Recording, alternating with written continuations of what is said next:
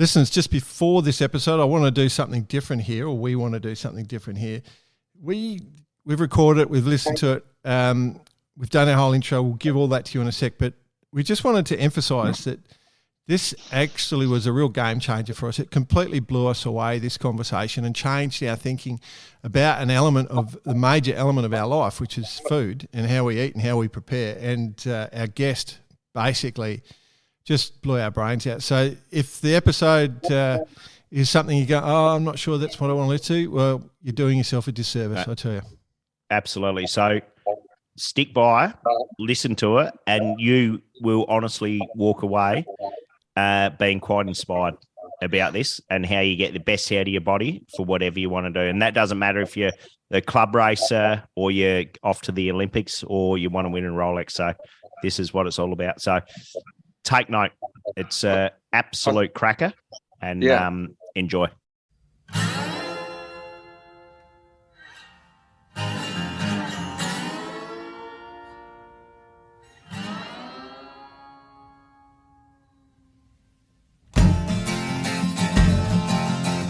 G'day listeners, welcome to Barkarati, the sailing podcast. My name's Jordan Spencer and it's that time of the week where we get to hang out with some really cool sailors, but of course I have to share the mic with my two idiot mates. So first off, let's welcome Mr. Brett Perry. Greetings, exalted one. BP.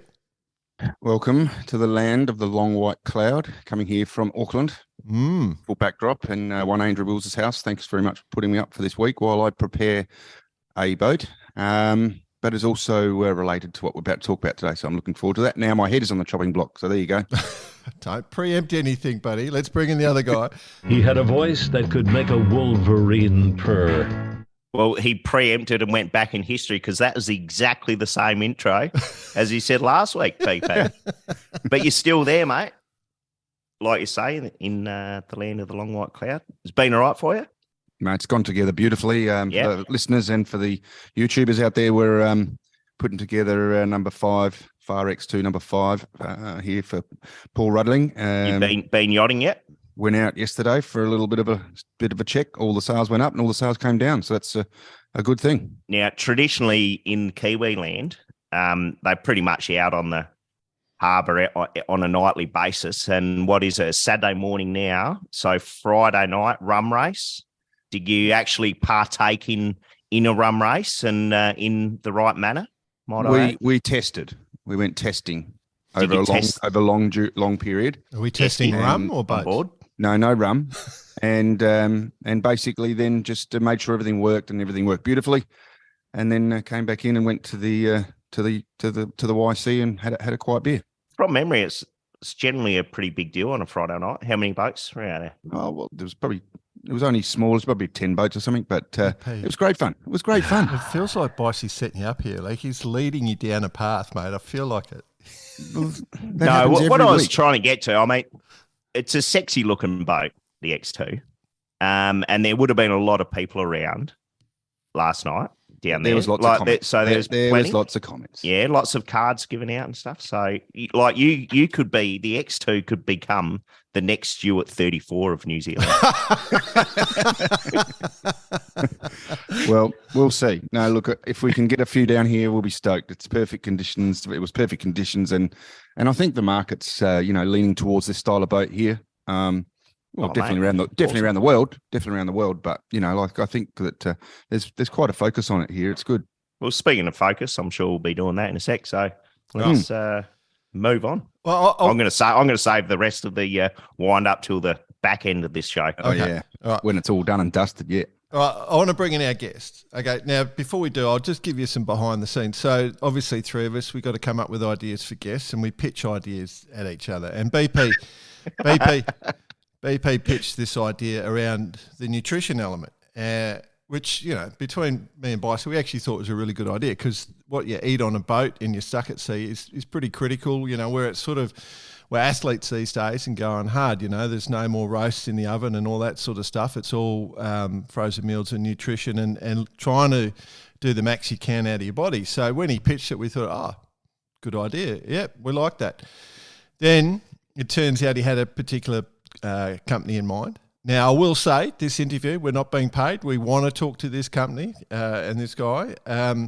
But it just so happens the chairman of this company is bought an X2. And so, of course, we took the piss out of BP saying you can't sell X2s by promising people a go on bar karate, okay? I actually wrote to Julian Assange to try and get hold of the contract to see what was really written in there. WikiLeaks was going to try and get it to me to see if it really was part of the contract. No, but all jokes aside, no, this is a pretty important part of yachting, and especially as we know when you go offshore. Yeah. So we gave BP a heap of grief, as you would, just for a bit of fun.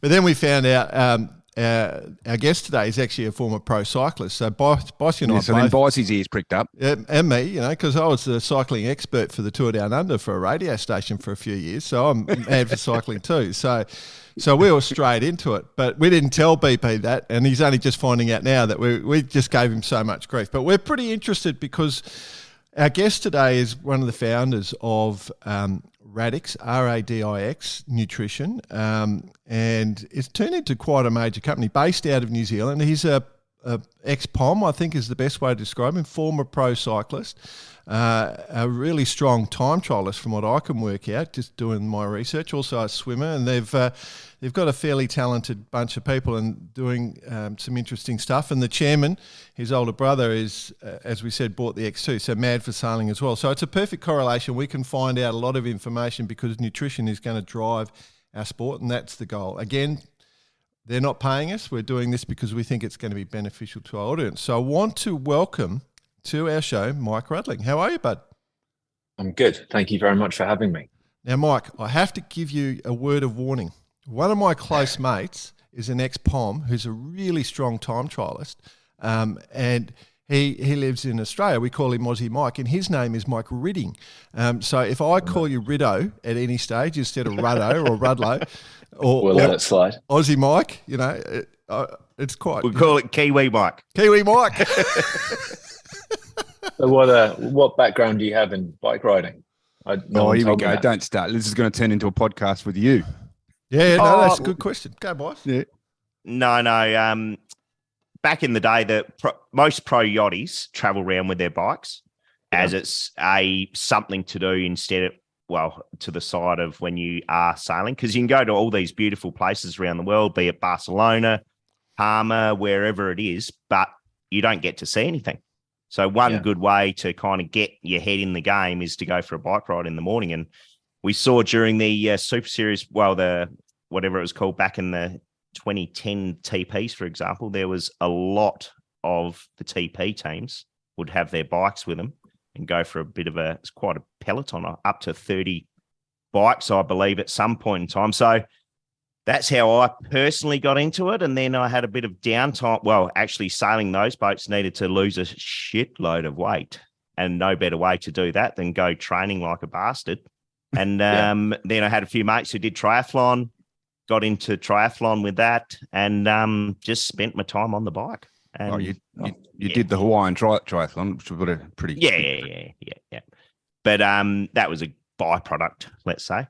But it was a good way, and a lot of yachties would relate to this, and they still do it to this day, traveling with their bikes to go riding around town. We've ridden in some of the best places in the world, which is a good byproduct of going to yachting events.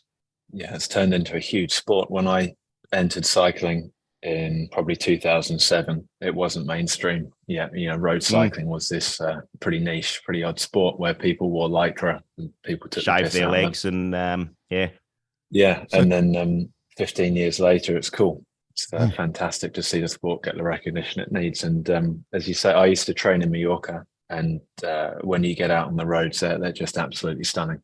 Doesn't get any better than that. And even some of the pros that even Nick Heiner we spoke to last week was mentioned, post regatta, they all go for a bike. All the laser sailors were going for bike rides, and it's quite relatable. I think his exact words were they could see at the top of whatever the big climb in Mallorca is, whoever made it to the top, actually they were on top of the podium at that particular laser regatta. So it was quite relatable as well. Yeah, that was in good regards point, to I started on my bike in 94, mate, so I'll just give my age away there. When you had your changes on the down tube and you used to wear the denim-looking nicks, the Carrera denim nicks and stuff like that. So, Wow. Yeah. And, Wow. he couldn't go on though because they couldn't find a helmet to fit his noggin. That's exactly right. Once helmets came in, I was stuffed. Dear. But yeah, no, let's talk about, because you actually rode as a pro, and you were, as I said, I think I looked at the time trial, and I was, being a POM, the time trialing in the UK is a massive thing. That's the main thing for the POMs, isn't it? It's huge in the UK. So I was a swimmer, and I did both my shoulders in, and ended up being out in the pool for a year and discovered cycling, and it was just fantastic. So I ended up leaving school a year early at 17 to pursue cycling.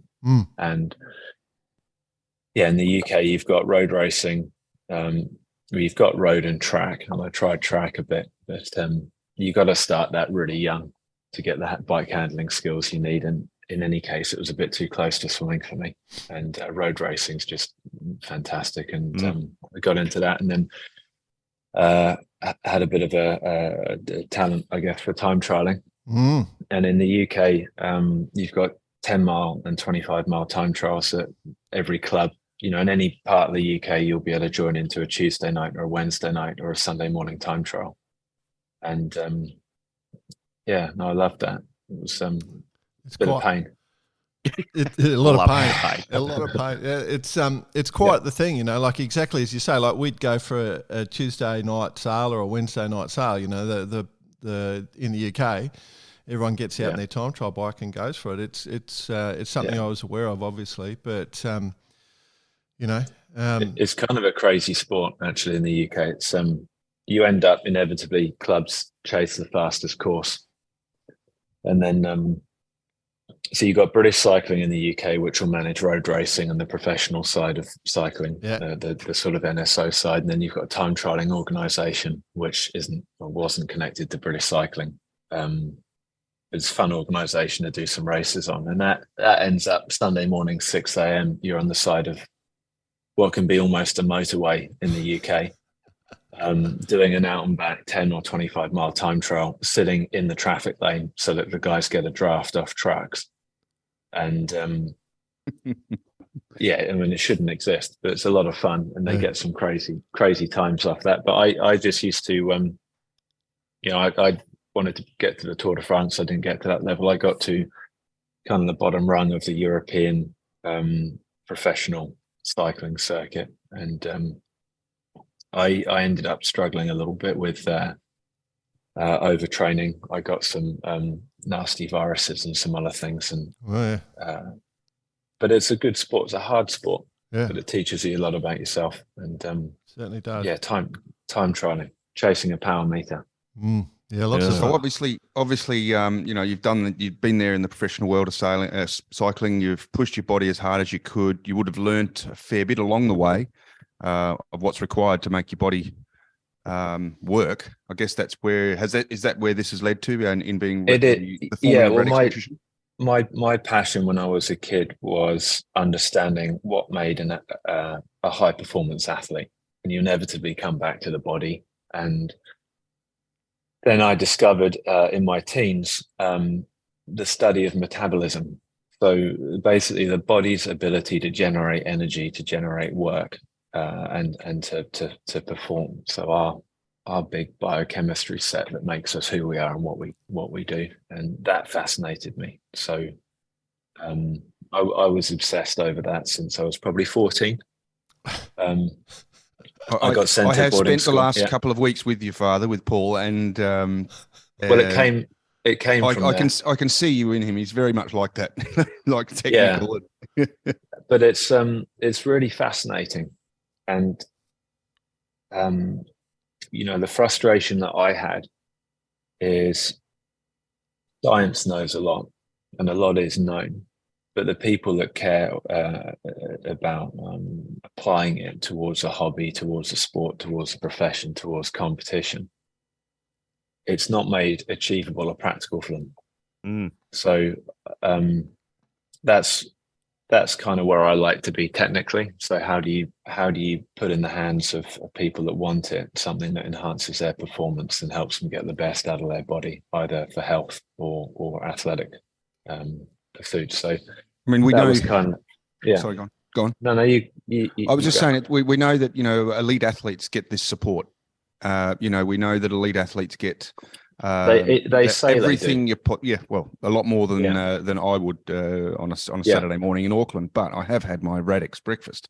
But in saying that, this whole push towards this type of nutrition is now very accessible to the general public, which is what I guess this is about. It's about what Radix is trying to achieve with healthy food that is accessible to the public. I mean, in an essence, we focus on enhancing human potential through applied nutrition.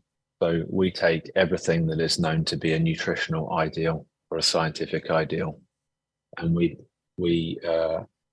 put that into a product range that we aim for our customers to use as effortlessly as possible in their lives. So we've worked with the last 3 or 4 or teams and athletes at the last 3 or 4 Olympic Games. We've worked with some of the world's highest performing extreme athletes, World Cups, World Championships, worked in the FIA in motorsport. And we focus on just making it as attainable for someone as possible. So the breakfast that you've had this morning, that's been designed to include over 100 different nutrients. That will have gone through, it's made with all natural ingredients. Every ingredient is chosen because it provides specific nutrients towards supporting metabolism. And they're in one of, if not their most bioavailable natural form that you can find from nature. And this is quite a big challenge that we've taken on. But that's a very, very advanced product. It doesn't seem like it, but that's had thousands of hours of engineering and design that goes into that. And when you say, an elite sports team or elite athlete has this done for them, nutritionists would love to work at that level, but you just can't on a one-to-one basis. So the idea for us was basically, how can you make use of everything that is known and put forward an incredibly sophisticated solution that anyone can use to up their performance? And we want to start in high performance sport and then ultimately take it through into health. So metabolism is this fantastic thing that we all exist on this spectrum or continuum of it. At one end, you have outstanding health and athletic performance, and then the other end, we have disease, which happens to us all as we age. But that's where we're focusing, is metabolism. So making that as easy for people as possible. When you kind of, okay, before I ask this, where you had your fascination with how all this works, and then when was the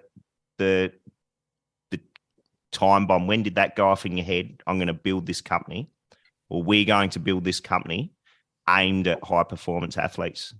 So I stopped cycling when I was 22 or 23, and was trying to discover what to do next. And I'd always been kind of pissed off when people came to me and said, asked, how do I improve this? Or what would I need to do to change that? Whatever it may be. Maybe they're an athlete, maybe they're a pre-diabetic, maybe they're someone that wants to lose weight. It can be done, but you'd see pretty quickly that it became confusing or out of reach for people, or they couldn't fit it into a busy life.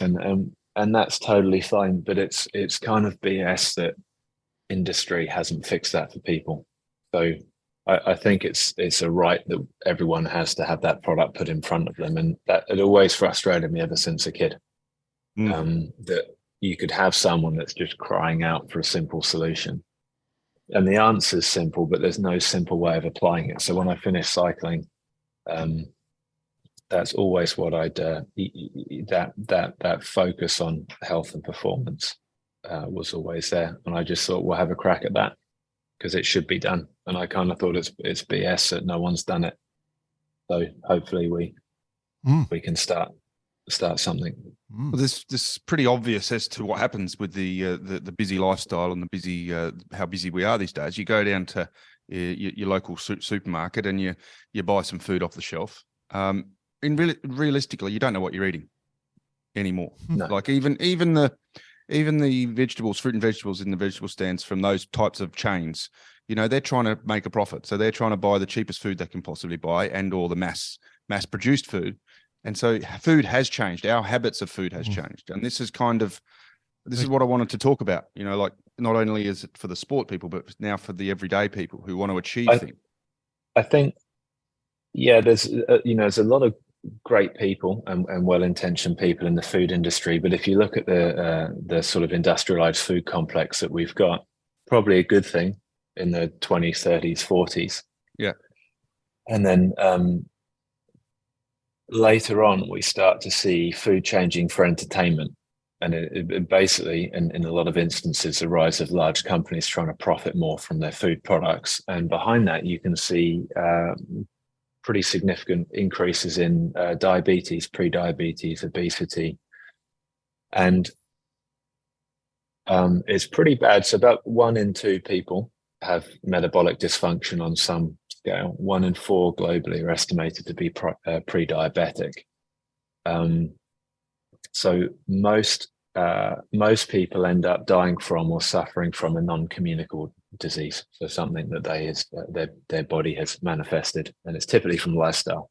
And nutrition is one of the largest pillars that supports that. And no one's out there helping. No big food companies are really sincerely fixing it. You can go to a supplement aisle and buy a vitamin, and there's many of them, and that's great. But no one's really ensuring that the food products they put on the shelf, that you're in the supermarket and inevitably forced to choose out of convenience. No one's really driving that to be nutritionally complete from natural foods. No one's sincerely sweated what science could achieve through that product, and that's leading to some pretty big issues. And I think if you were to look at the nutrition industry or food industry is one of the largest in the world, if not the largest.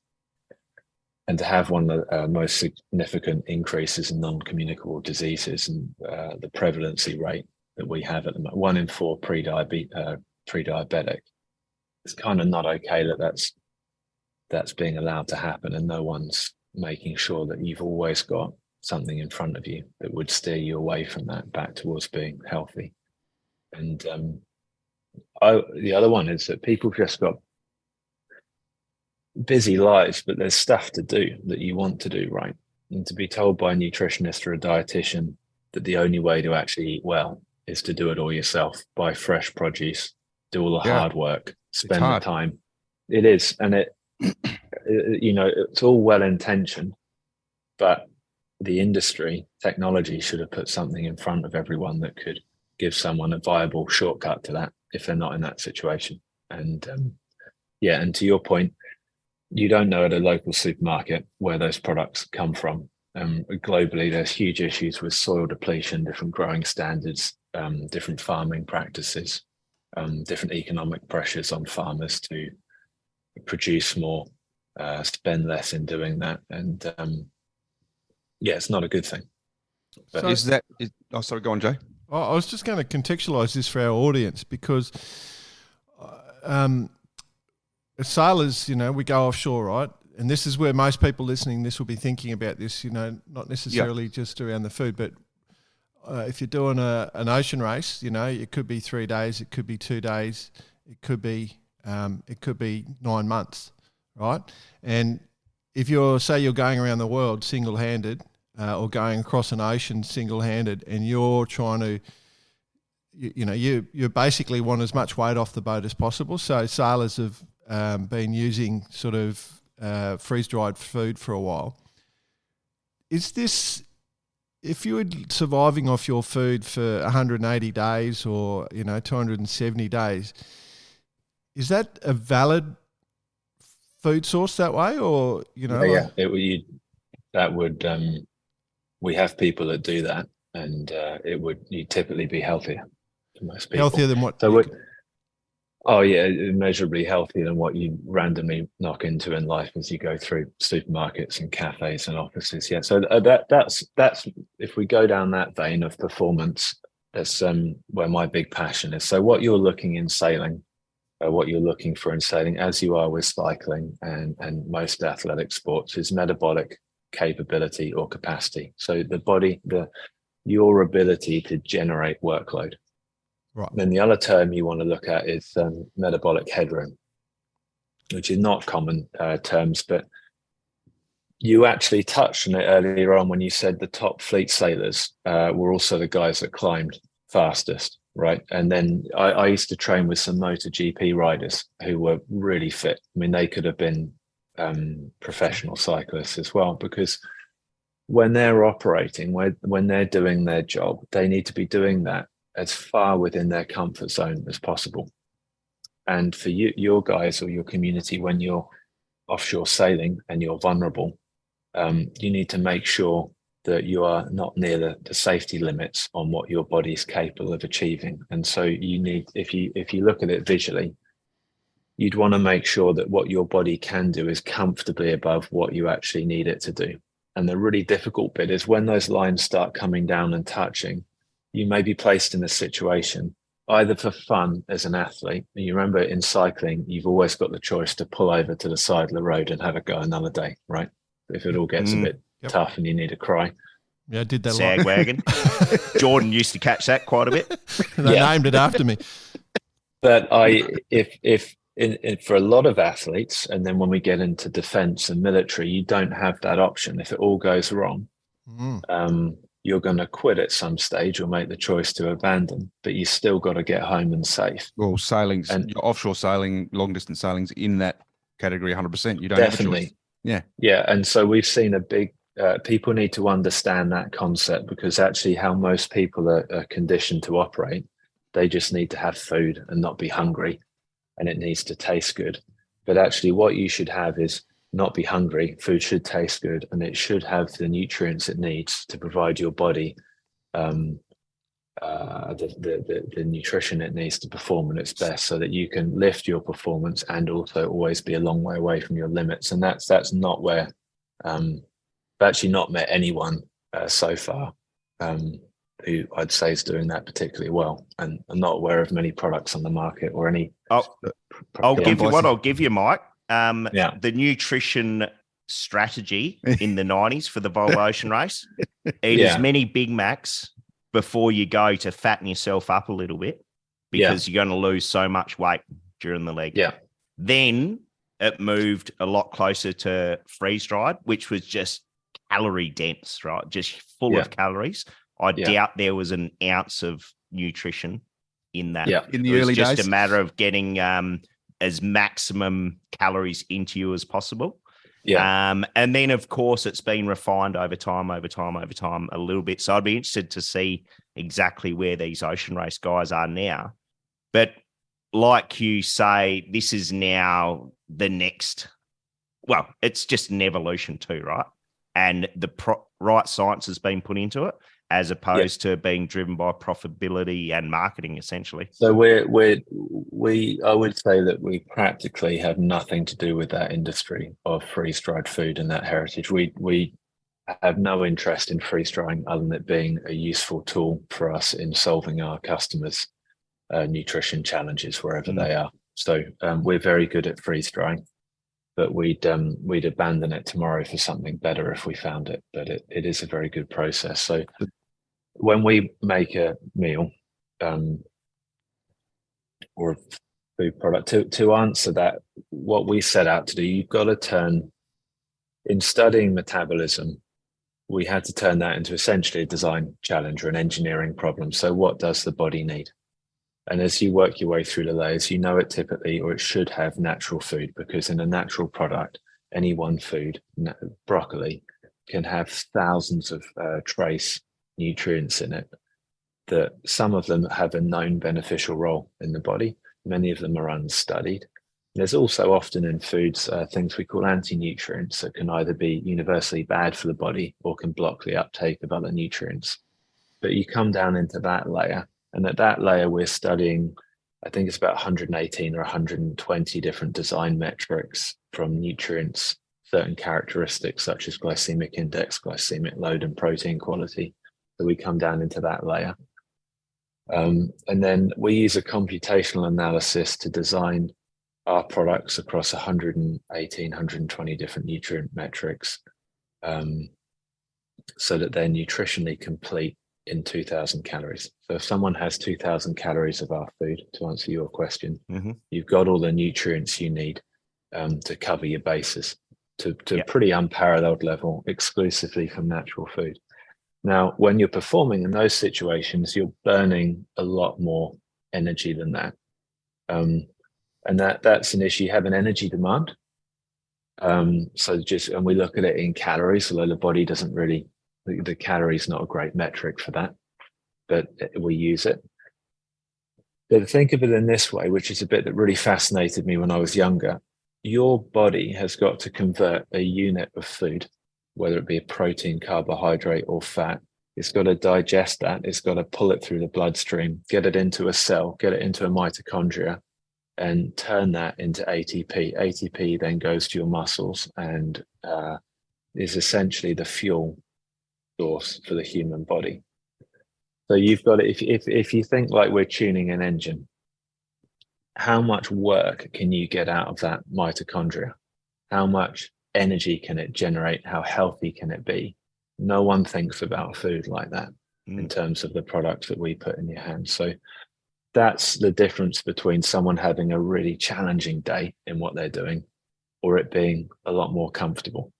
And your That's example, just put simply, and that is a real simple way of putting it. And it's really complicated, but Yes. it is also that simple. Yes. So that no one looks at food products like that, and it's BS, because they should, because the definition of food is a nutritive substance that goes towards supporting your metabolism. And yet when people design a food product, they think, does it taste good? Is it yummy?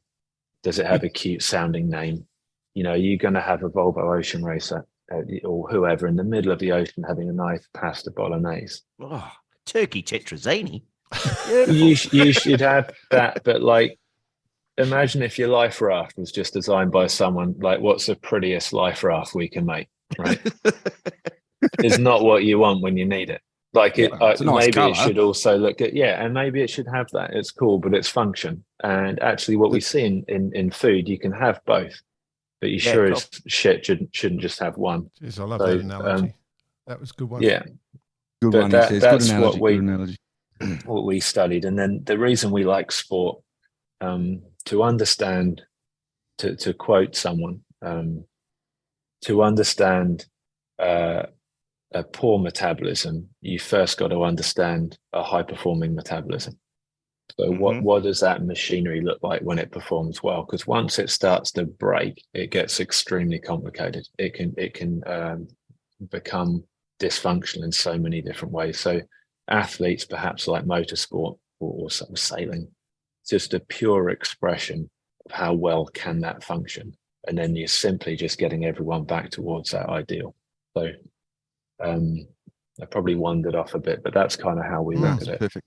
Hey, what I just want to mention though, Mike, there has been a visionary within the sailing community over the years though, in regards to nutrition, and a lot of our listeners would know who that is, and that's Anthony Knocker. And why we laugh, his outlook is, especially doing a Sydney Hobart or something like that, he'll just slide a few steaks into the Front pocket. pockets of his wet weather gear, Or sitting on the if he rail, looked at his just side nibbling on a pocket. bit of steak, pulling out a lamb chop, and that'll get him through for the next couple of days.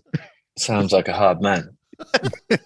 He's a beauty. Well, I guess you could say the evolution, just touching on what you said a second ago, Bryce, the evolution of offshore sailing, particularly at a club level, which is where I want people to sort of start thinking about this sort of stuff. The evolution was in the old days, you'd freeze some spaghetti bolognese and have that for a few days, you know. So a 3-day-old spaghetti bolognese, although it seemed to quell desires of discomfort on the rail, we know that it obviously wasn't that good for you.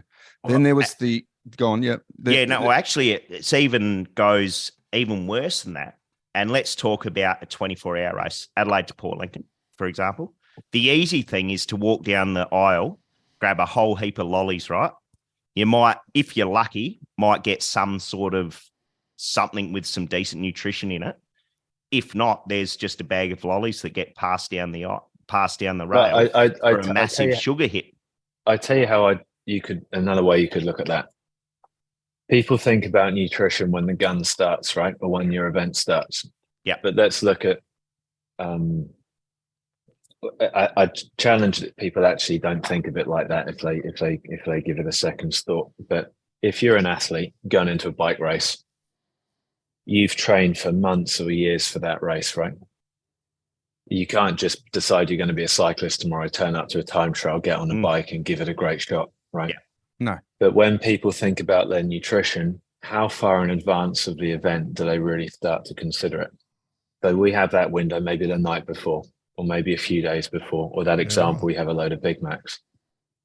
But if you look at it from a metabolic standpoint, what's your health status for the preceding 6 months?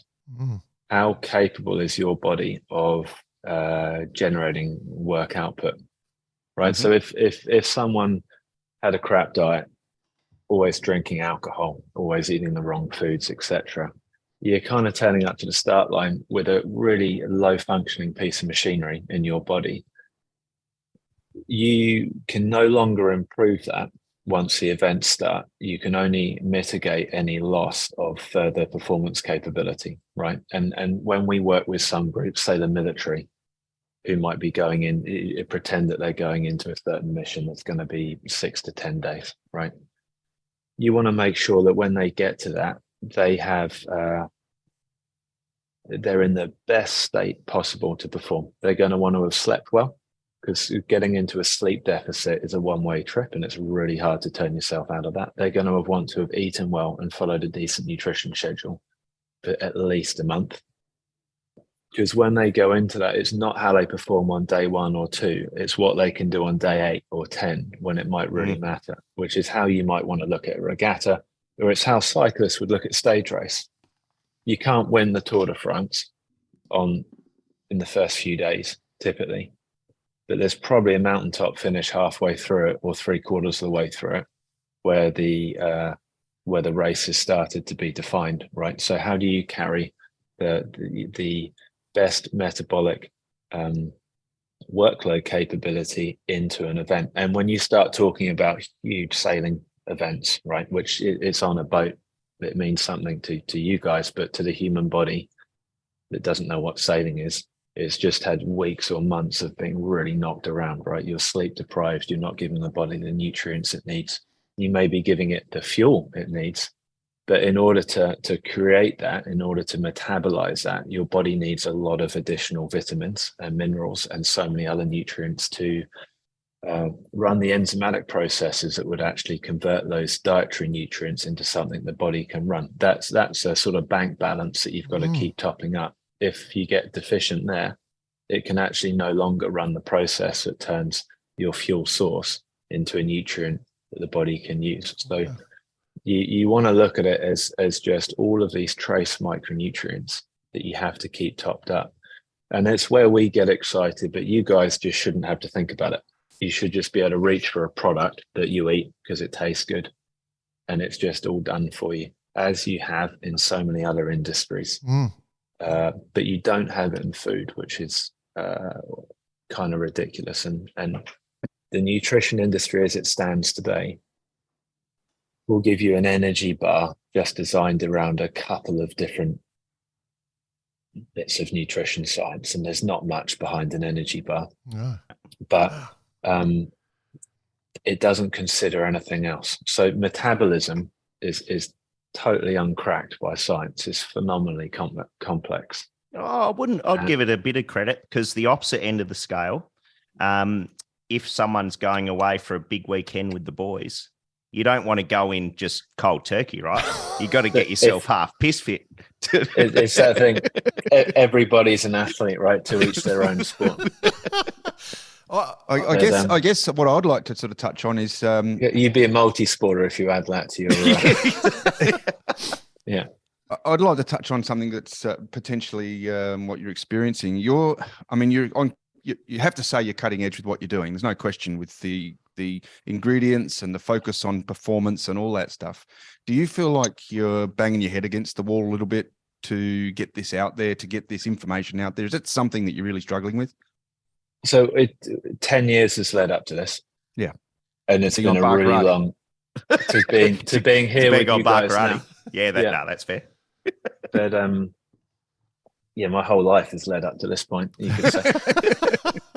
You probably will. But when we started out, because I was a sort of frustrated ex-cyclist that thought this is all bullshit and it shouldn't be. How do you fix it? And you go and meet a load of professionals and you come across as a well-intentioned person that's trying to do something. And if it hasn't been done, it probably can't be done. And that's been many years of, you meet hundreds of people. Some are really supportive, some are negative, some say it can't be done. Some say if you did it, who would care or who would want it? And eventually you just make your way through that one by one and you find your pockets of support and you get to it. And I probably can't say who I met with yesterday, but hopefully we get into some partnerships that start to become known. But I sat in a room yesterday with a few people in a great New Zealand sport that we've gotten it to a point that they can understand the application of what we can do to support their athletes and organisation, and they're so excited. And we couldn't have done that. Let me guess. The New Zealand badminton team, the Blackhawks. That used to be their name, Mike. Just so you know, it used to be their name. But it's a long road.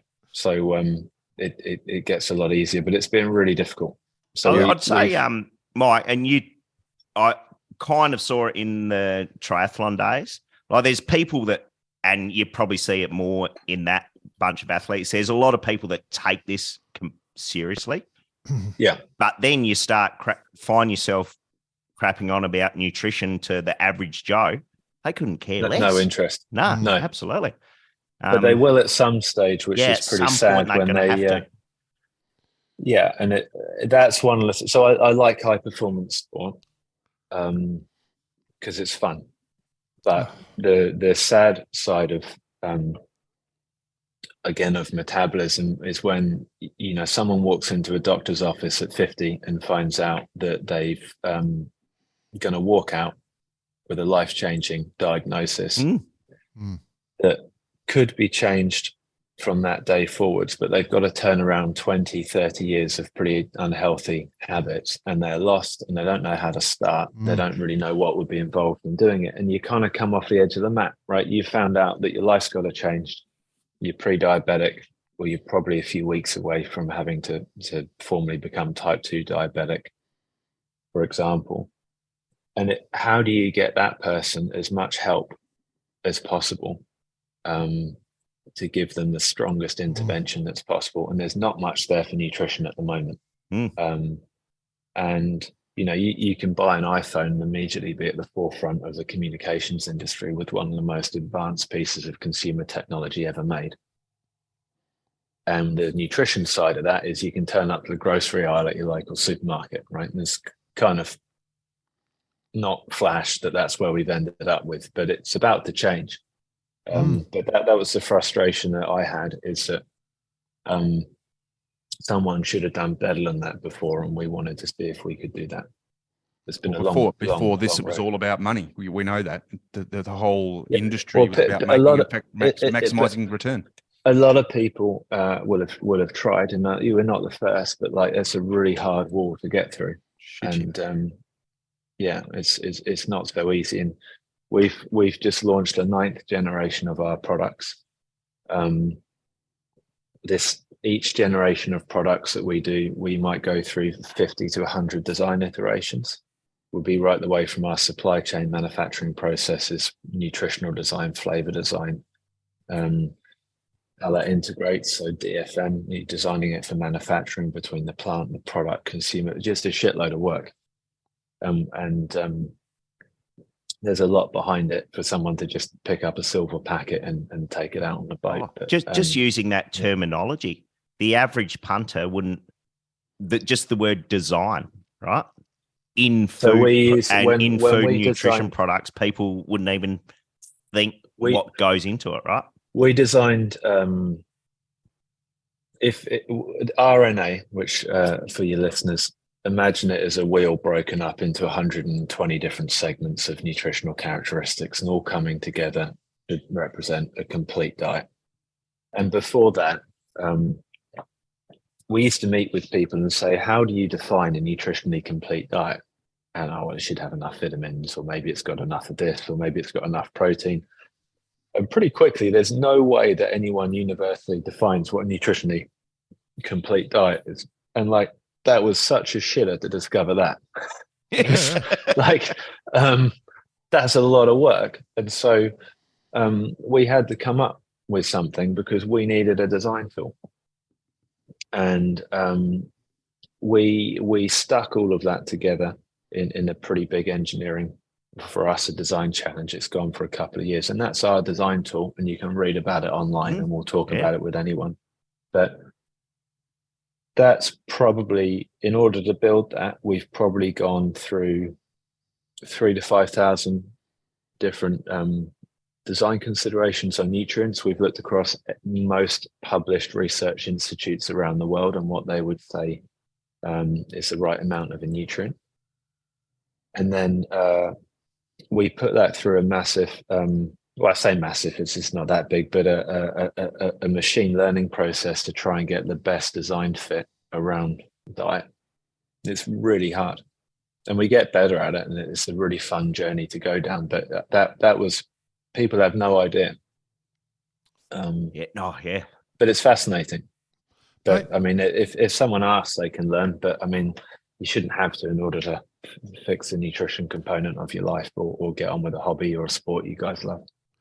It is fun. I got to say, Mike, I didn't expect to come to this interview and get a whole new way of thinking about something, and it's happened twice so far in this interview. You've brought up processes and ideas that have completely I hadn't even considered, which is so it's unusual for Jordan, because pretty much he's considered everything.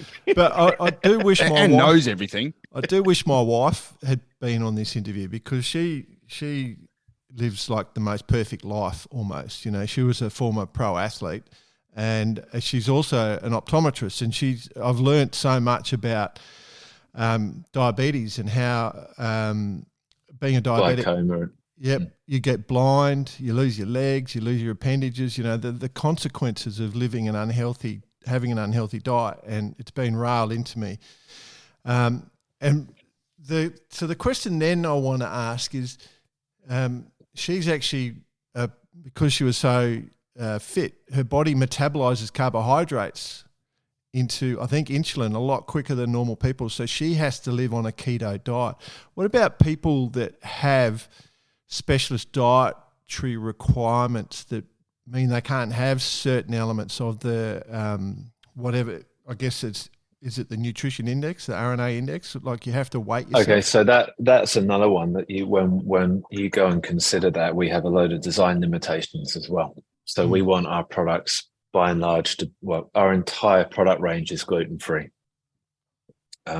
You've asked a big question there. So you've got what you want to achieve. You've got your material or ingredient limitations, and then you've got some limitations around certain nutrient types. And there's a heap within that we use. But people are different. The good news is that if you can get people back to a generally healthy lifestyle, nutrition, lifestyle habits, so activity levels and sleep, the body, biology as a whole, but particularly the human body, is incredibly capable of getting itself back into a healthy state if people just stop smashing it with some bad habits. It's phenomenally capable. So as different as people may be, underlying that is the ability for people to get back to a where the body would like to be. And there's a term for that I can't remember at the moment, but some people are different. At more of the advanced user end of the spectrum. So you mentioned that your wife's quite quite a capable athlete. Mhm. She probably understands a lot about her diet and her lifestyle and what a good day feels like and where she should be. Not many people have that. One of the interesting things, if someone uses our product for say 2 or 3 days continuously, which sounds a bit hardcore, but you can, because it's just representing an idealized diet.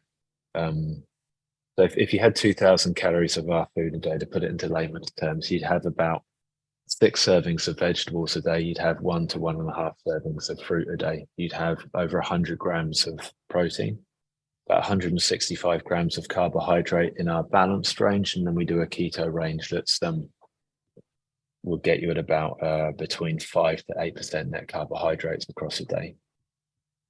People that don't understand what any of that means start to feel better. They start to sleep better. They start to wake up a lot clearer headed. They start to not have any energy lapses during the day. Their afternoon productivity's up. Even that funny thing to talk about, but we get people coming to us saying their bowel movements have just never been that good before. It's a really big thing. Your gastrointestinal tract is a really big deal. It's the first time in their life they've actually experienced what good nutrition feels like.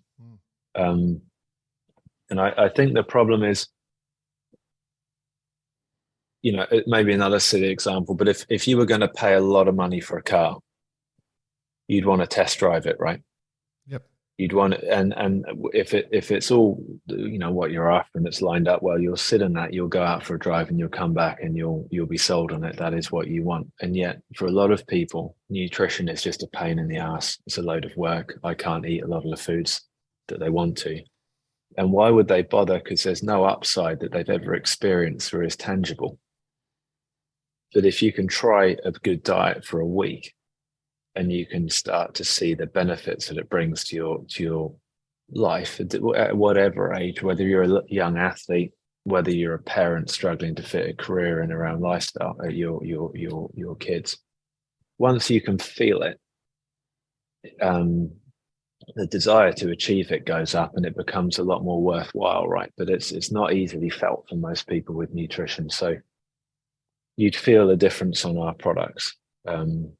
And we, to bring it back down to the athlete side of it, we might have someone in the military that takes our product away for a couple of weeks, and afterwards they are never going away without it again, because they just significantly felt better. And the military have actually been one of the best groups to work with, because the repercussions are so high. It's not a game for those men and women, right? They really care, and they're actually probably closer to you guys, that when you're offshore, if it all goes wrong, you're kind of by yourself for a while. And when you get to an Olympic athlete, it's just a game at the end of the day, although it's very important to them. But when it really matters, it's a very cool group of people to talk to. So I've never done any ocean racing or offshore stuff, but you've got a boat. Pretty vulnerable. You'd be got a boat now? Yeah, you'll be going around New Zealand. Yeah. No excuse. No, but I feel better just talking about it. Yeah, no, it's this. Well, I feel like we could have another 2 hours of this, no problem. But obviously we can't. But I mean, to sum it up, Mike, how would you pitch this, if you like, to the club sailor, not the professional sailors? How would you pitch this to? How would you pitch this to the everyday person who likes to go offshore yacht racing? What would you say to them in terms of, look, I'm going to make some spaghetti bolognese? No, mate, just have this, or pre-plan a week out and get this sorted. For taking it out on the boat. Yeah. Well, give me a bit more background. What sort of boat? What have we got on that? Let's say we're a Bar X2. Bar X2 double-handed. The chairman of Radix. He's about to go around you and New your Zealand. father. You and your father. What are you going to prepare? What are you going to stove? That's it. That's actually a pretty interesting one. So I realized that cooking on a boat is a pretty dangerous thing. And hard. Yeah. And nothing like burning your house down. When you're in the middle of the ocean. Yeah, it means a lot. So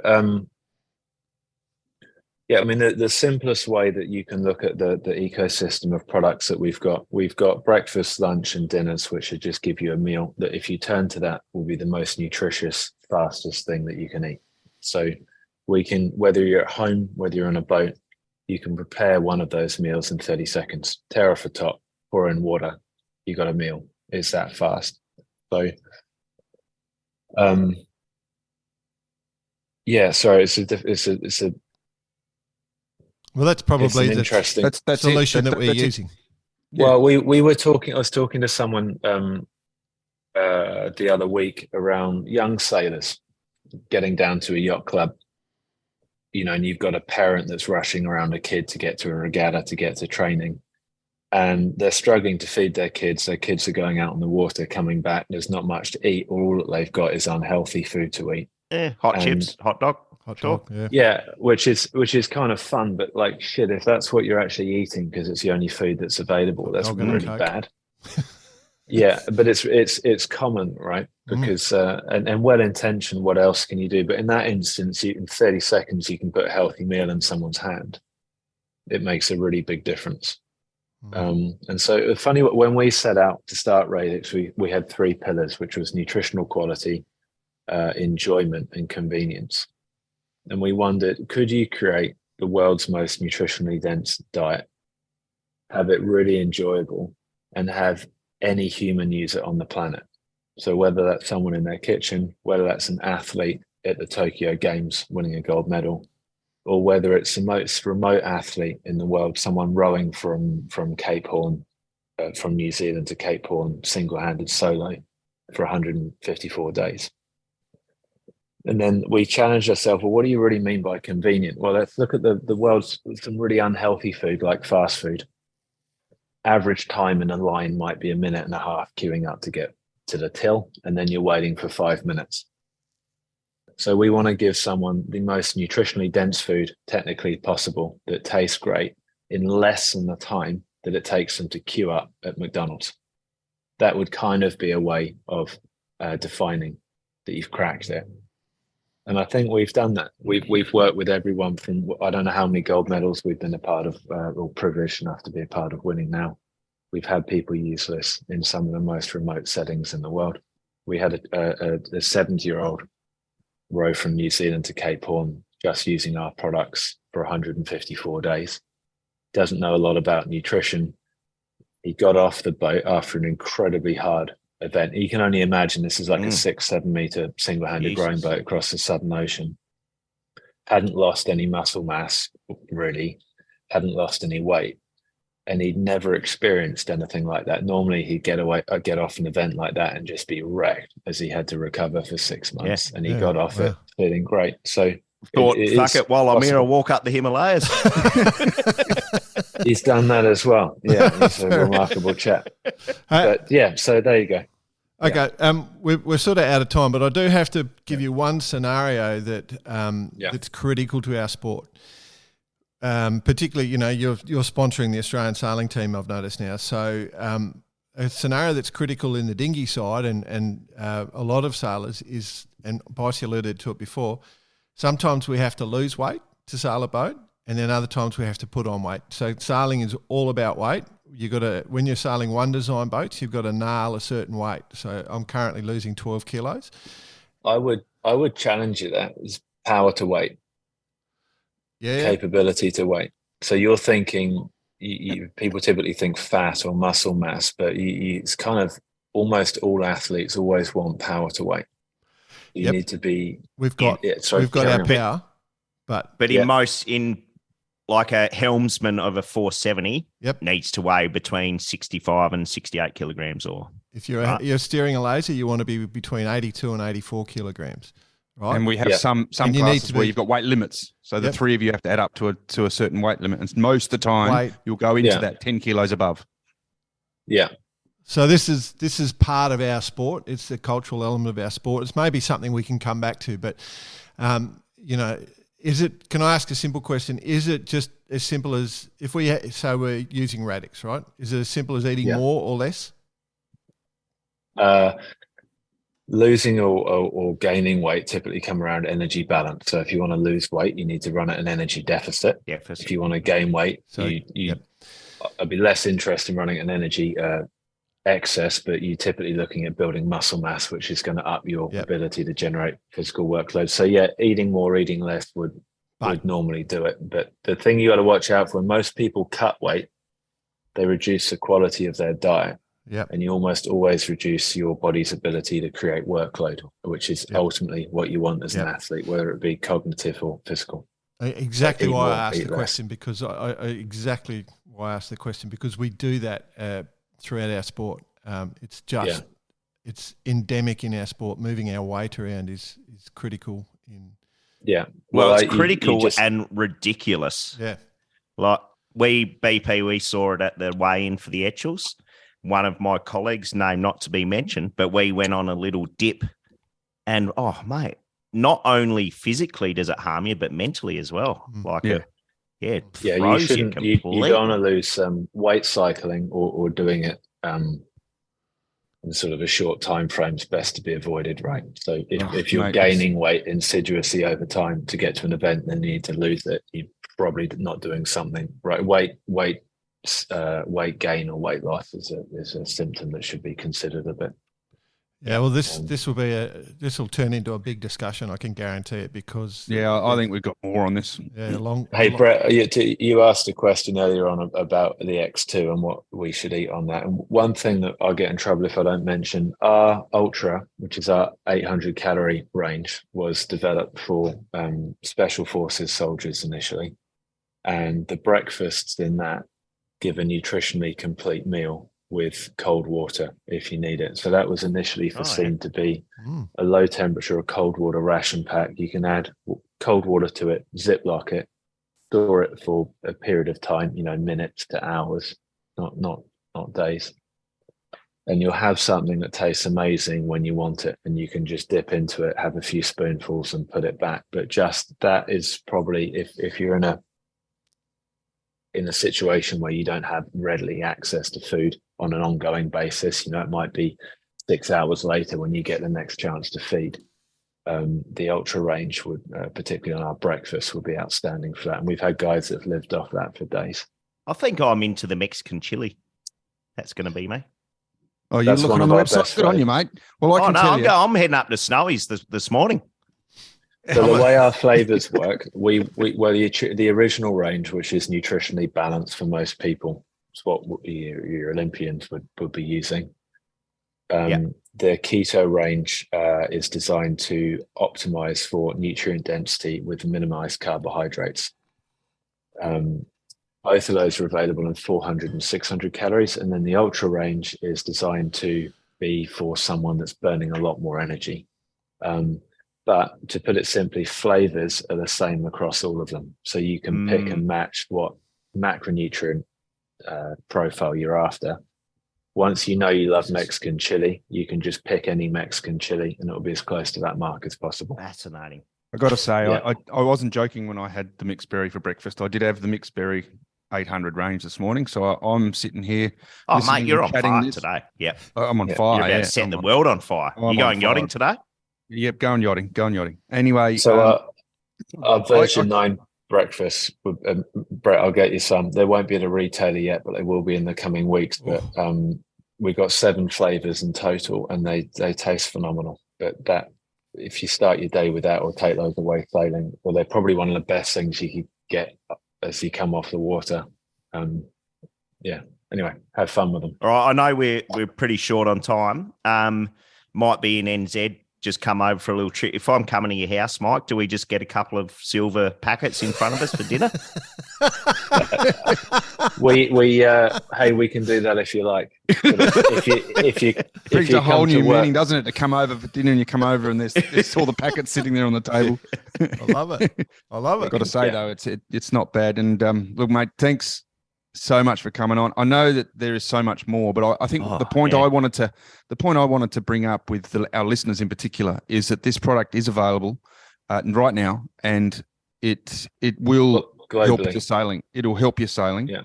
And I think people need to take it more seriously. I still know that, people go, I've got my bolognese, or I've got my, chicken stew, or I've got this and that, which is fine. But I think if you wanted to be a little bit more serious with your offshore racing, particularly at club level, where you're trying to get more out of yourself, I think it's a really really exciting thing to start looking at. Yeah, and if anyone wants to try it, they can just buy online, and we can ship around the world. Yeah. Well, it sounds like we're paying for the X2 now. I love it, mate. Fascinating. Absolutely blew my mind. I didn't expect that, so I appreciate you taking the time to chat to us. I suspect we'll probably chat some more at some stage in the future, but good on you. Having changing the world. Yeah, we got a great team. Yeah, congratulations. Excellent, mate.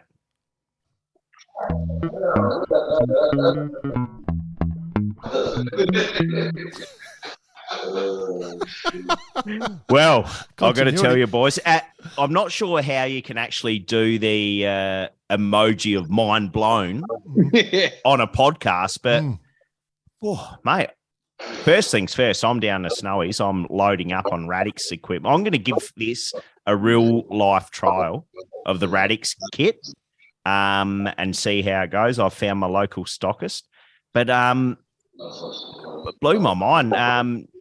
BP, you went on, but straight after we spoke to Mike, myself and Jordan, like we stayed on the chat for a little bit. And this is stuff that we've kind of grown up and known a little bit about, but not enough about, right? And now it's actually in the mainstream, which is super cool. So this is it's an absolute game changer, and especially for everything from high performance athletes all the way down to every day. Sailors. Bloody Every good. day. Well, this is something that I sort of wanted to try and get the message out, is that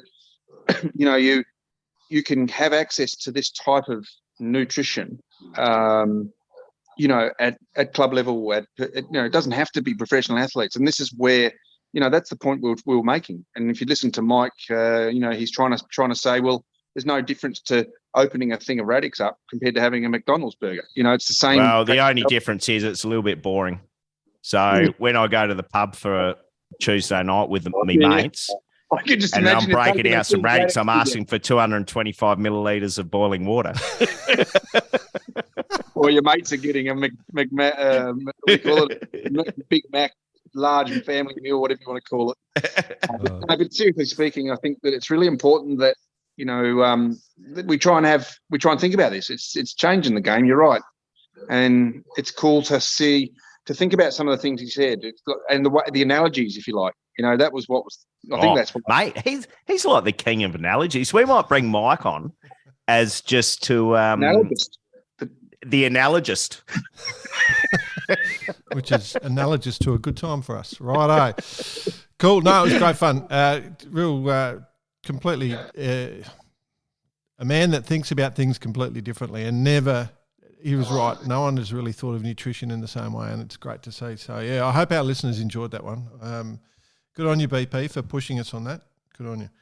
It wasn't me. It was just something I really believe in. I think it's cool. All right, and by the sounds of it, you're definitely in a bar right now, so you're sticking right to the Radix. Onto the continuity. Yeah. BP suddenly in a bar. Oh, dear. No, I'm in a massage chair. Yeah, good. Don't fall asleep.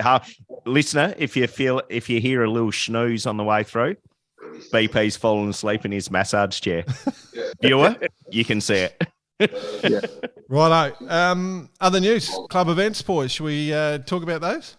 Yes, let's. Okay. First one I wanted to bring up is, of course, I'd spent some time in Ireland a while ago. Had an absolute ball with the Irish. We've been raving about the Cape 31s. I think we all love those. I just noticed that the Irish Nationals have been confirmed for Volvo's Dunleary near Dublin regatta, July 6th. Now, do you like how I pronounced that? Have you guys got the run sheet? Yeah, I saw the run sheet. You actually reminded yourself how to pronounce it. I thought it was a bit Australian. I thought you could add a bit more Irish to it. Dunleary. Oh, that's the French pronunciation of it. Yeah. Anyway, that's Irish Nationals for the Cape 31s. We're interested in the Cape 31s 100%. We're happy to go for a yacht if anyone's keen, but we will try and do a bit more on the Cape 31s. The other one I had we had the women's collegiate champs, I think, in the US. They, where they do this intercollegiate, they had their national champs on. I think it was at Kings Point. They get those old Beta 420s out and they teams race to College the death. 420s, yep. Yeah. I'm not sure I've got the final results, but it's just been a one and run, and I'm pretty certain it was Stanford that's won it over Yale and Boston College and Cornell and Bowdoin. Yeah, there's a couple of big names there, my friend. Yeah, Harvard and Dartmouth and MIT and Tulane. I was going to say, how did MIT go? MIT Silicon Valley. The engineers got 8th. They got good nicknames, though. They got the Cardinal, the Bulldogs, the Eagles, the Big Red. There we go. Big Red. Oh, we should actually tap into what their team songs are. Oh, They'd be all over that, the Seppos, for sure. Yeah. I love that sort of stuff. Yeah. Anyway, I wonder if they actually have like the big bands like they do at the college football games for their events. And the cheerleaders. Got old mate on the sousaphone, someone on the big bass drum. Cool. Anything else for you guys there? Nothing from our side here. Obviously in Oz. Well, apart from just the mention of the Gold Coast Etchells event going on. Yeah, that's right now. We haven't got the last day's results in.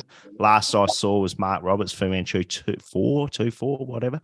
4. They were top of the leaderboard. Your old boat, Dunny, was sitting in about 5th. Their BP. So not a bad result. Yep. We'll have to stand by on the final result.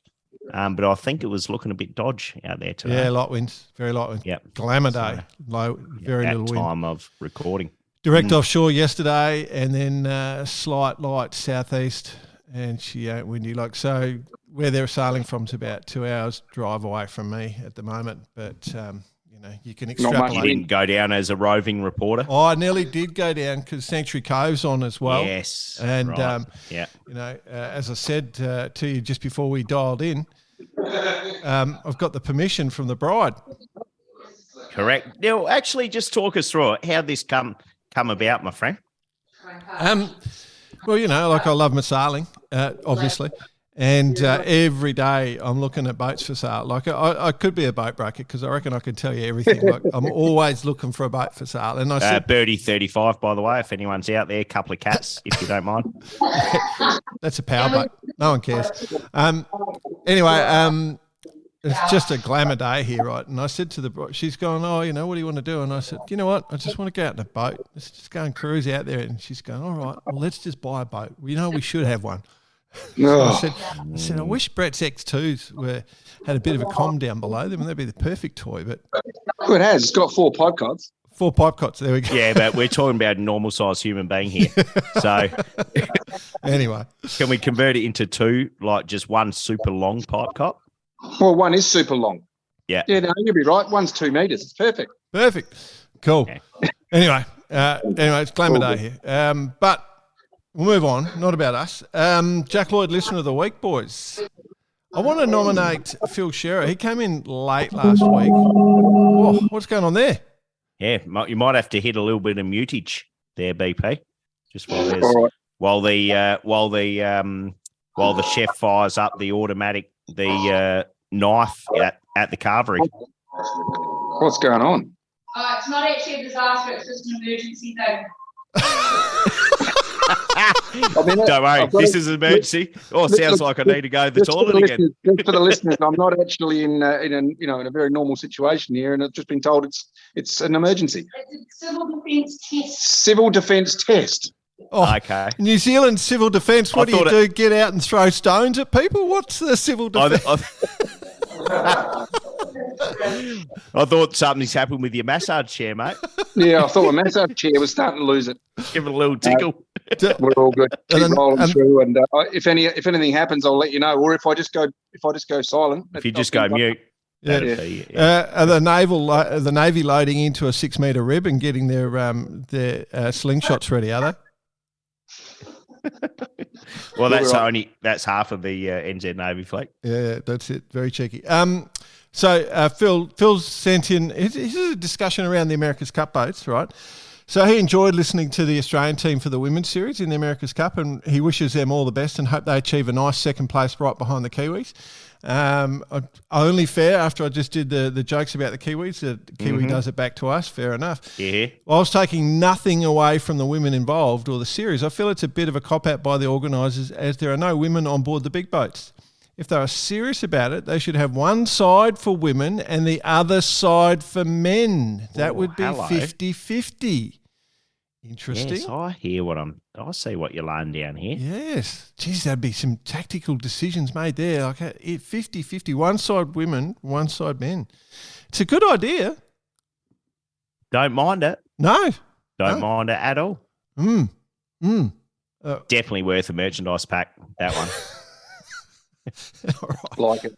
Well, that was the only one that I really wanted to bring up. I mean, we got a few other good ones, but a lot of it we've touched on before. But well done, Phil. A Kiwi finally doing something good. Apart from your wife marrying you. It's hot time with Bice. Right, today's all about numbers, man. Oh, Yes. What shall I kick it off with? Well, the obvious. No, well, let's actually go Sail GP Season 3 in numbers to start with. Right. All right. So, this is the ultimate way to promote is put out an infographic on everything that's happened. And Sail GP Season 3 top speed 99.94 kilometres an hour. right. Oh, That's what they had, 117.2 million broadcast audience. 117 million. Correct. That's not bad. That's pretty good. Compared to 1 million, we're all over it. 800 global broadcast hours. That's a Now, this one, Jordan, you spoke to us about this one. 30,000 data points per second per F50. So 48 billion data points per day. And that's up there. That's up there. What else did I see? 1.5 million social followers. I mean, get on board, Sail GP. We're probably not far off that. 1.1 billion. Yeah, get on board. Impressions, that is. Now, the last one I don't mind checking out is the Inspire participants. Oh, yep. Almost 15,000. Wow. They had an aim of getting to 10,000. Almost 14,782. So that is that's actually giving back right there. Yep. So well done to Sail GP there. Let's see where it goes. How many events? We've all heard the 12, 15 events about to kind of come out of the woodwork. 12 are scheduled for Sail Season 4. Let's see where it really goes. And we can to get it in the mainstream. Just to give you one more number, 99.94, which that's Don Bradman's cricket average, batting average, isn't it? Not just off the top of my head. It is. Yeah, no, you're right. Correct. For one. And then translate that into knots, that's 53.96 knots off the top of my head. Yeah. And what's that relate to? Which is Steve Warren's average. Yeah. It's Steve Warren's in 2007. No, so 54 knots. Pretty good. That's on the big turn down on For the Mark international listeners, they're Australian cricketers, by the way. Oh, yeah, the Don Bradman. He's people don't Oh, know mate, be careful about talking about cricket over there, mate, in the land of the long white cloud. Do not mention the underarm situation. Now, okay, next one, boys, is of course, the Ocean Race, 24-hour record. Don't know where I'm looking. People are high-fiving each other. They're missing each other's hands, poking each other in the eye. It's all over the joint. One, you get 11th hour. The Seppos are just chest pumping it like you wouldn't believe. Yep. Next thing, you've got the wholesome PRB. Yep. And the Frenchies are just loving, well, French and English for that matter, given the crew on board. And I have seen this. Haven't gone into that one. Maybe cheese and crackers. Cheese and crackers and a cigar. And a cigar in the they hot boxed the cockpit. All 4 of them. And then coming through with the late numbers at 641 point something miles. That's nuts. Militia, our mates on Militia. And 641 miles. I've got to say, so what I took from this, and I'm looking at the Ocean Race website now, and you look at the latest news, you got 1, 2, 3, 4, 5, 6, 7, 8, 9, 10. 10 little news articles about the record. You've got the 11th hour, and it's all, we're trying our hardest, blah, blah, blah, all this sort of stuff. You've got wholesome PRB. Yes, it's a great thing to have. We didn't really go out there. It's flat water. We're all looking towards the end. And then you go to Militia just cheering their heads off, just loving life. Like it's the best thing. Boris has had a couple of attempts at this, and it's the best thing he could imagine. And they're celebrating like they have won the Ocean Race, which you've got to go for it. Absolutely. So I think the best team wins it in that regard. Yeah. Gets the record at 641. 600. I thought 642 was good. 641 is something that's getting there. Now, what I'm going to say on that though, it's a pity they couldn't see anything though. Just looking out the back. Woo! Imagine if you could. Woo! Another rooster tail. So but there was a couple of social network feedbacks about Comanche doing it. There was a couple of people saying, "Oh yeah, but they had autopilot." So here we go. Oh, okay. No. All right, so for the numbers, so the 65s on the Ocean Race, Axel Nobel had the record at 602 miles, and could have been 620 if Simeon didn't drive. Yeah, I can't wait till we get him on. Comanche had the outright monohull record at 618. So when 11th hour got past 618, that was at 620. That's the overall outright record. Then Wholesome came past and did the 640.9, and then as Bicey said, the Militia, Boris and the team at 641.08. So that's a new record, just averaging for 24 hours, just over 26.7 knots. That's nuts. Yeah, that's insane. Now, the other thing to take from note of that is that we actually forecasted this. Here. We did. I can't remember. It was several occasions. Yeah, I think. Definitely the most recent was last week, and prior to that was week before. Was it with Sci-Fi or was it with Sam? With Sam. Yeah, so I think that was episode 207. So anyway, we forecast it. So yeah. Barkarati on fire. That record wouldn't have happened without it. No, I agree with you. And you've got to admit there's quite a few people on board that have been on the show. So the reverse curse. We've got a world record. Well, it wouldn't have mattered who got it. We still got the world record. Yeah, we're on all of them anyway. We had every one of them. Because we interview so many people. We've been on the last. Actually, we've got the last. It's a law of averages. Yeah, we've got them all. Oh dear. The reverse curse is strong.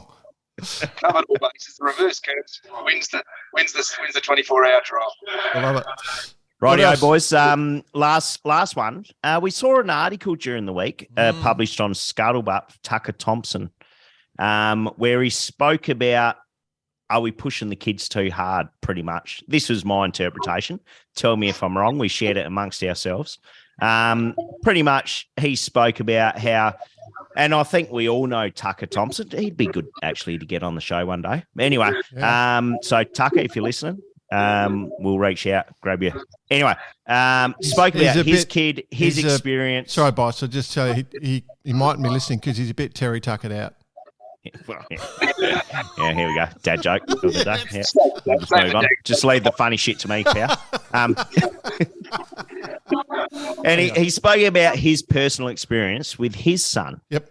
So he was into Opties at 9 years old, went through the program, went into whether it was school or college, whatever it was, but basically burnt out by 14 years old. Yeah. And they go to turn up to all these regattas, there's coach boats, there's this, there's that, blah, blah, blah. So what I'm saying is, one, everyone go and check out the article by Tucker. And two, his findings were the 3 Fs is what you need. So fun, friends, and fast. Oh, fast. I thought you were going to say flatulence. Do we agree on that? I Yep. think we do. Well, from my side, I totally agree. Yeah. Go and have a blast around, and because ultimately you want to compete against your friends. It's natural within you, but the fun element has to be relate to them. Like it's fun. Well, I think it's also a bit to do with your age as well, and especially that kind of opti age, call it the 8-year to 12, 14-year-olds.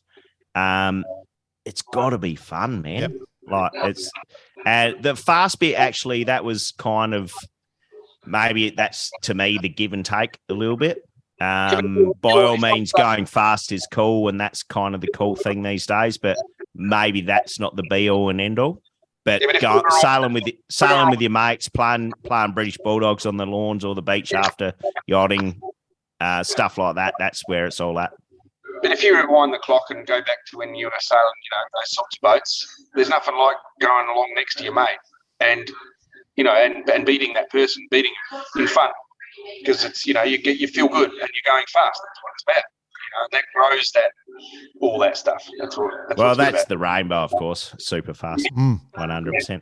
But Jordan, you've any key thoughts behind this? I mean, I'm 100%. I've said this 100.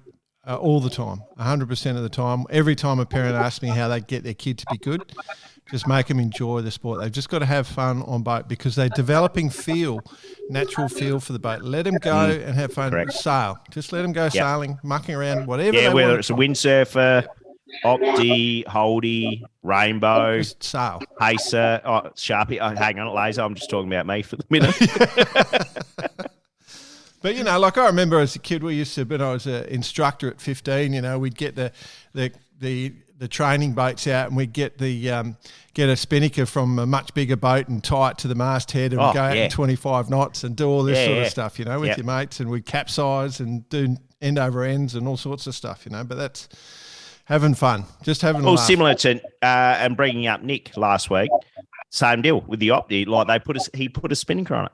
That's it. Oh, just having fun in boats. Having fun with your mates. It's all about fun. Yeah. And that's what we're all about, actually. Yeah. Ironic, as a matter of fact. Ironic. It's just carrying it on. Now, anything else from you, Mr. Boss? No, negative on hot time. Okay. I'll bring up a couple of items.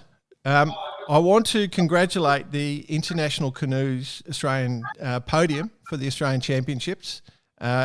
Jeff Kahn in first, Craig Phillips in second, Laurie Wilson in third. I think it was sailed in Port Stephens at the Port Stephens Regatta. Now, did they not look good?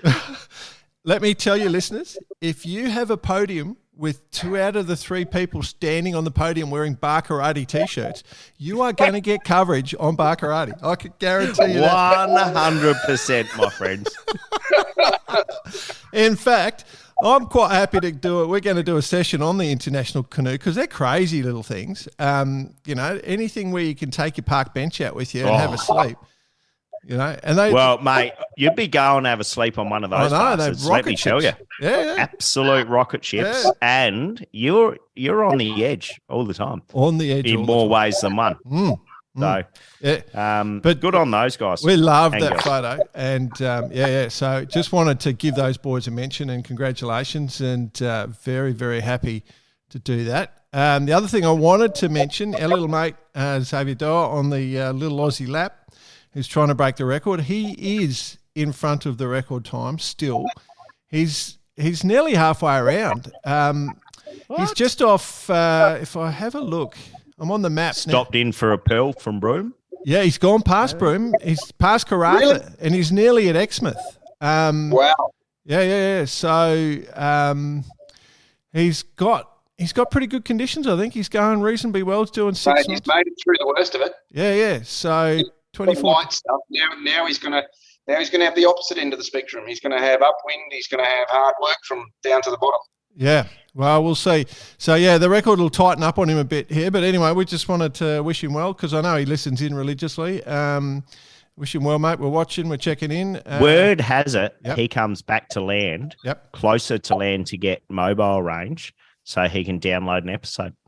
Well, he's got. So if you do see a manoeuvre once a week where he hits lead, generally about midnight on a Sunday, he's heading in just to download the next episode. I can actually tell you he's got Starlink on board, so he's just getting it fine. He's getting it straight off the internet.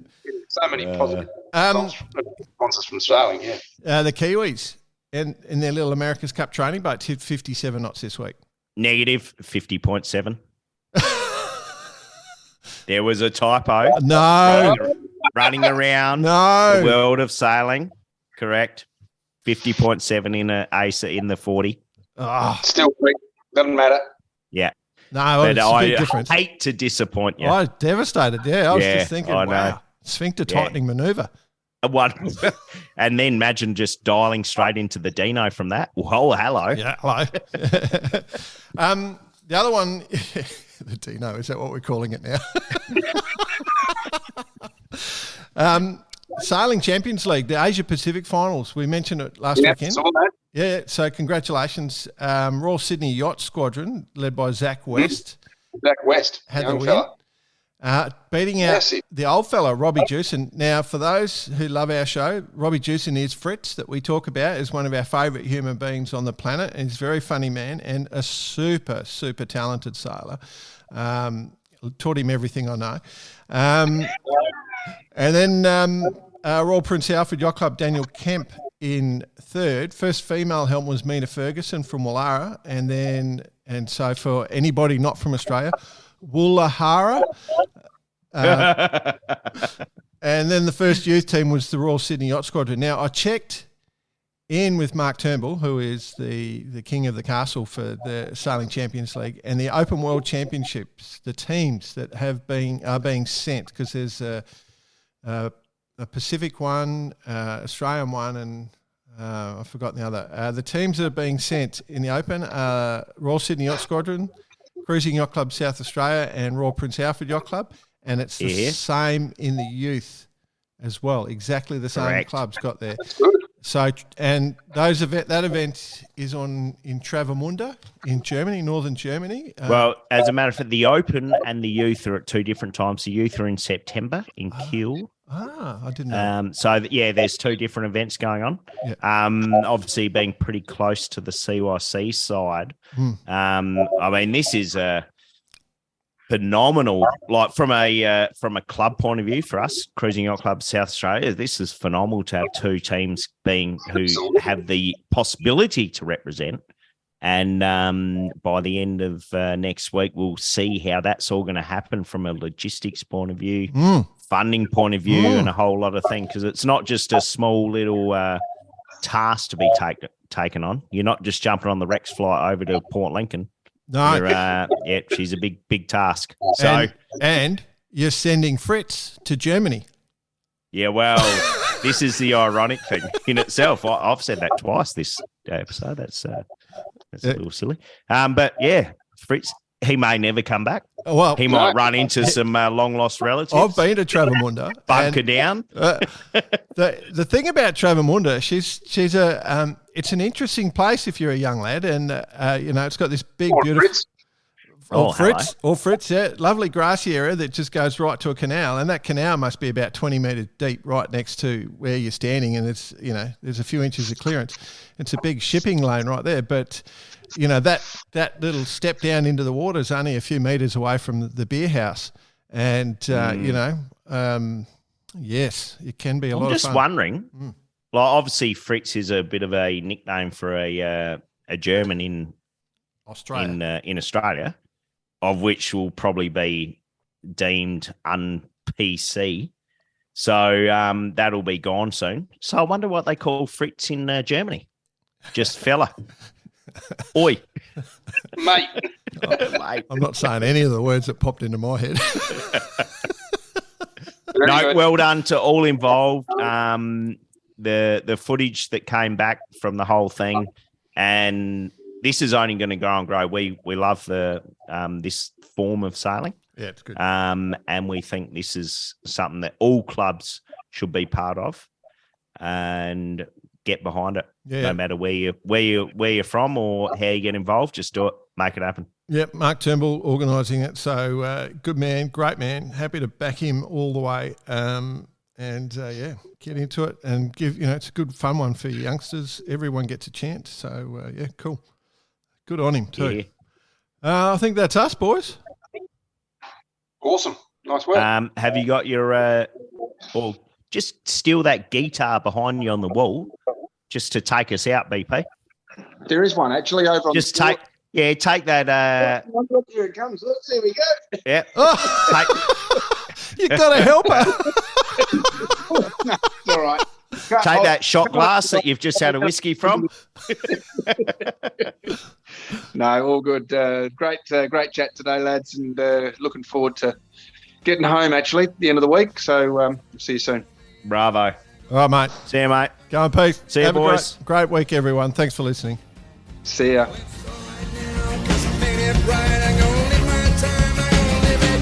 Your audio's improved, mate. Yeah. Half moon, mate. Half in bay, mate.